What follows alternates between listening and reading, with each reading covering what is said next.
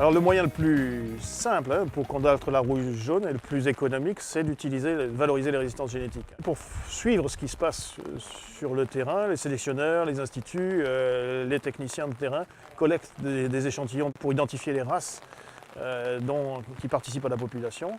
Et donc avec le concours de l'INRA, c'est l'INRA qui fait ce travail-là, les virulences associées à ces populations sont identifiées. Donc on est renseigné sur la structure des populations et sur les risques de contournement de gènes de résistance qui auraient été récemment ou introduits dans les variétés. Donc on a travaillé avec une variété sensible, donc Alixan, qu'on a contaminé avec une race qui était la race dominante il y a 2 ans. Et donc ça illustre parfaitement les ravages que peut causer la rouille jaune sur une variété qui n'a pas de gènes ou très peu de gènes de résistance. Donc on a, dans une année sans maladie, là une culture qui est dévastée. Alors à côté de ça, on peut choisir une variété résistante, et là sans fongicides, on obtient des résultats qui sont équivalents à ceux obtenus sur une variété sensible avec 3 fongicides. Donc c'est un petit peu ça l'idée. On a également voulu illustrer le fait que ces populations rouge-jaune évoluent.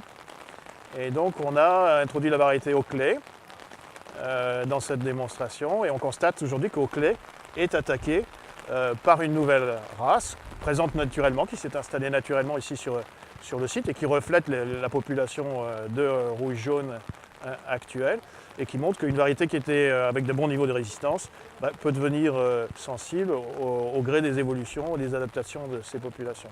Donc il y a lieu aussi de surveiller nos variétés et de faire ce suivi et d'apporter un suivi en post-inscription, donc après l'inscription des variétés, pour suivre leur évolution en termes de sensibilité, ce qui est un outil précieux pour le producteur, pour savoir quelle garantie il peut avoir autour des notes qu'on lui propose, des notes de résistance qu'on lui propose.